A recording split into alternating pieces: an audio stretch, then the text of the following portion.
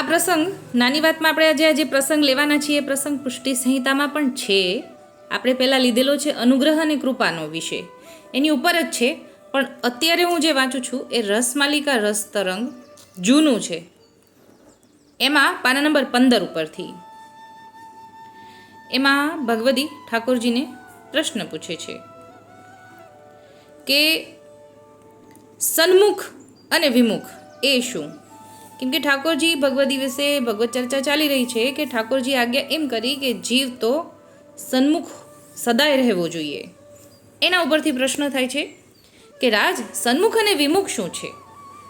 ત્યારે આપશ્રીએ આજ્ઞા કરી કે જીવમાં જ્યારે વીર્ય રસ પ્રગટ રહે છે, એટલે કે સામર્થ્ય, વીર્યનું કૌંસમાં લખ્યું છે સામર્થ્ય પ્રગટ રહે છે, એટલે કે હૃદયમાં બિરાજેલો જ રહે, ઠાકોરજી પ્રત્યેનો જે ભાવ છે એ બિરાજેલો જ રહે, એ જીવ સન્મુખ રહે. સન્મુખ જીવમાં રસ પ્રાપ્તિનો ભાવ હોય છે. એ જીવમાં એવો પુષ્ટિ ધર્મ છે, બીજા જીવમાં નથી. એટલે જે જીવમાં સન્મુખતાનો ગુણ છે, સન્મુખ થવાનો ભાવ છે, એમની અંદર રસ પ્રાપ્તિનો ભાવ સદાય રહે છે. એટલે કે ઠાકોરજીને દર્શન કરવાનું, ઠાકોરજીના ગુણગાન સાંભળ્યા જ કરવાનું, કે વારા ઘડીએ સાંભળવાનું ક્યારે મળે એવો ભાવ અંદર થયા જ કરે. એટલે પ્રગટ કીધું કે અંદર છે જ ભાવ, તિરોહિત નથી થઈ જતો.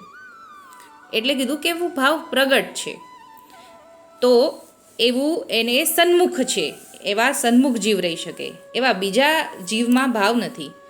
હવે ઉદાહરણ આપે છે કે જેમ દીપકને જોઈને પતંગિયું દોડીને તેમાં પડે છે, કારણ કે તે પતંગિયું સ્વરૂપ લોભી છે, એવો અમારા સ્વરૂપ વિશે લોભ આવે એવો ટેક ધારક ધર્મ પુષ્ટિનો છે.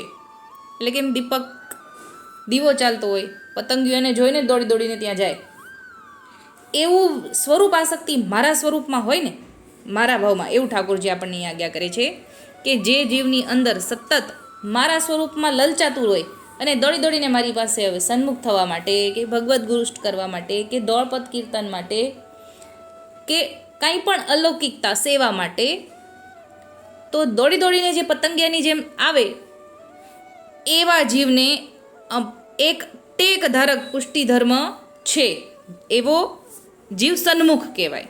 એવું ઉદાહરણ આપે છે.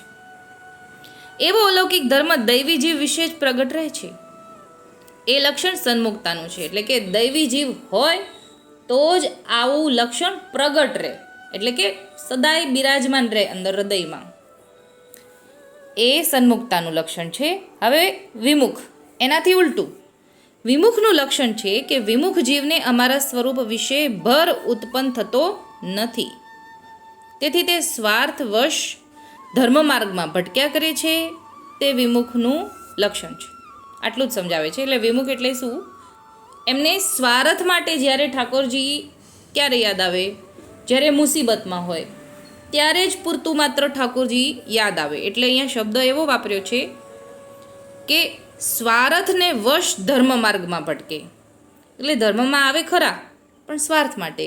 જ્યારે ક્યાંય મુસીબત આવી હોય ત્યારે દોડીને ભગવાન પાસે, ઠાકોરજી પાસે જાય, અને પછી જ્યારે એ કામ ઉકેલાઈ જાય, સારું થઈ જાય, તો પછી પાછા ભગવાન ભૂલાઈ જાય, ઠાકોરજી ભૂલાઈ જાય, પછી સેવા સમરણ સત્સંગ કંઈ ન યાદ આવે, તો એવા જીવને કીધું છે કે ભટક્યા કરે, એ વિમુખતાનું લક્ષણ છે.